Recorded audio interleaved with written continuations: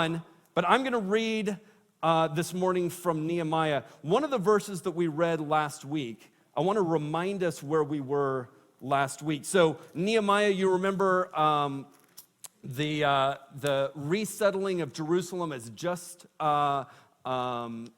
just languished for years and years and years. And Nehemiah feels called. He's not a builder, but he feels like, man, I need to do something about this. And so he goes in and he leads a rebuilding of the wall project. And they wind up building the wall, and at the end of that time, they have a celebration, and that's what we read last week in Nehemiah 12. Verse 27 says this, "Now at the dedication of the wall of Jerusalem, they sought out the Levites from all their places to bring them to Jerusalem so that they might celebrate the dedication with gladness, with hymns of thanksgiving, and with songs to the accompaniment of cymbals, harps, and lyres." We weren't able to rent any cymbals, harps, or lyres today. We have no lyres on stage. No lyres allowed. Yeah. People that lie. No, but we're doing a similar thing this morning, and here's what's interesting. So they set aside a special day to have a huge celebration and recognize what God had done, to express their gratitude. Sounds kind of familiar to us in our Thanksgiving tradition, doesn't it? There was a lot, though, that they could have focused on that God had not done. That's the thing. We read this and we think, okay, the wall was built and they had a big celebration and they expressed thankfulness, but they were still under the control of a human king who could, on a whim, snap his fingers and undo all the work that they had done. They were still enslaved to this human king. Their enemies that we've been seeing hadn't been defeated. They were still right on their doorstep, and we've seen they've been infiltrating and sowing seeds of disunity in the community, and they were still right there. They had power and they had influence, and God's people did not.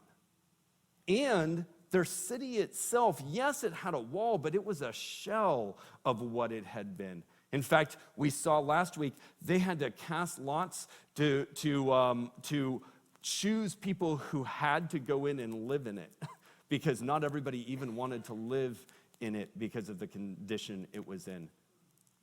See, Thanksgiving is a choice. Choosing to see God at work and be grateful for his work rather than focusing on the negative. So what we saw last week, you remember this celebration, they did this procession around the whole wall. They had a choir go this way, and they had a choir go this way, and they went around and they were singing, and they were praising God. And look again at how it ended, verse 43. "And on that day they offered great sacrifices and rejoiced because God had given them great joy. Even the women and the children rejoiced so that the joy of Jerusalem was heard from afar." They let it out. They said, God, rather than focusing on what isn't done yet, we're going to look at this moment right now, and we're just going to shout out our praise for what God has done and is doing. They didn't hold back. And because they didn't hold back, their joy echoed through the entire region. Everybody saw and heard how great their God was through joyful Thanksgiving. It's interesting looking at how the Thanksgiving tradition started in America at that first Thanksgiving. You know, that first Thanksgiving was the product of a whole lot of loss. More than half of the people who came over on the Mayflower died before that first Thanksgiving. More than half. And they came into an area where this looks like a good place for a village. Yeah, you know why it looked like a good place for a village? Because there had been a Native American village there, and that entire village had been wiped out by disease. There was one survivor. And the other tribes nearby had been decimated by disease as well. And as they shared resources and worked together, there was a lot of loss in both communities. And yet, they came together for a time of gratitude and thanksgiving. I don't want us to think when we gather together for Thanksgiving, I don't want us to think that it's a time where we're forgetting about loss, or we can only give thanks if we haven't experienced a loss in this last year. No, I would say if you've experienced some loss, you're even more prepared for that mindset shift towards gratitude and thanksgiving for what you do have. Because here's the really sad part of that first Thanksgiving. Do you know what they did at the next Thanksgiving the next year? Nothing. They didn't have one. It was a one-time event. It wasn't an annual thing until years down the road. And do you know what happened as a result?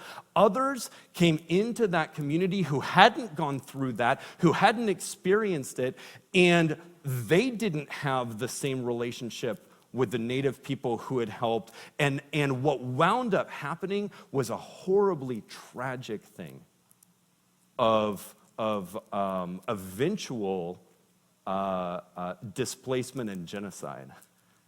Because Thanksgiving was not a regular occurrence in the community. It needs to be regular for us. We need to constantly be coming back to this place where we say, God, thank you for what you've given. I don't want to get into that consumer mindset. I talk about it every Thanksgiving. I hate how Thanksgiving has become the gateway to Black Friday, right? And can we get consumer? I saw a cartoon this week. Anybody remember Family Circus from a really long time ago? Yeah. So Billy's like, I don't understand why Thanksgiving and Christmas are where they are. They should be switched, because if we did Thanksgiving after Christmas, we'd have so much more to be thankful for, right? And sometimes that's our mindset. Sometimes we get so caught up in what we have that we forget that, no, gratitude is a perspective.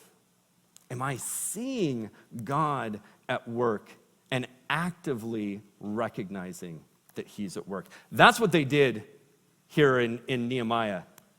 So you'll see in verse 46, they recognized in the days of David and Asaph in ancient times, there were leaders of the singers, songs of praise, and hymns of thanksgiving to God. It was a regular thing. And so what did they do? If you actually flip back a chapter, you'll see there's a guy in chapter 11, verse 17. One of these names we were talking about last week, there's Mattaniah, the son of Micah, the son of Zabdi, the son of Asaph, who was the leader in beginning the thanksgiving at prayer. His job was to be leading in thanksgiving. They set up a regular pattern of prayer and praise and thanksgiving. It's meant to be a pattern of life, not just a one-time thing. To stir up the heart to express gratitude. So for believers in Jesus today, we're the new priesthood. The priests were leading it there, but we've talked about the way God set up his people now. We all have direct access to God. We are the priests, and we offer up songs of thanksgiving, not just on special occasions, but as a way of life, and we spur others on to that way of life as well. We're set apart for praise and for thanksgiving. But if we're honest, we pretty often neglect that act. What things pull you away from thankfulness in your life? What do you need to let go of in order to worship God with gratitude for who he is and what he's done today? Today, we're going to have a day of celebration.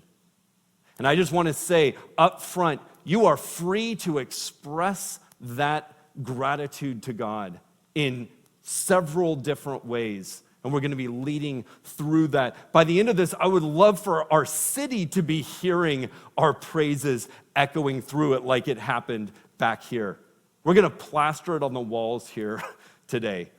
And we're going to change our perspective off what hasn't been done or hasn't been completed, and instead be looking to God for what he has done. how he's showing up, what he's in the process of doing. We need to be reminded of the goodness of our God and then express gratitude to him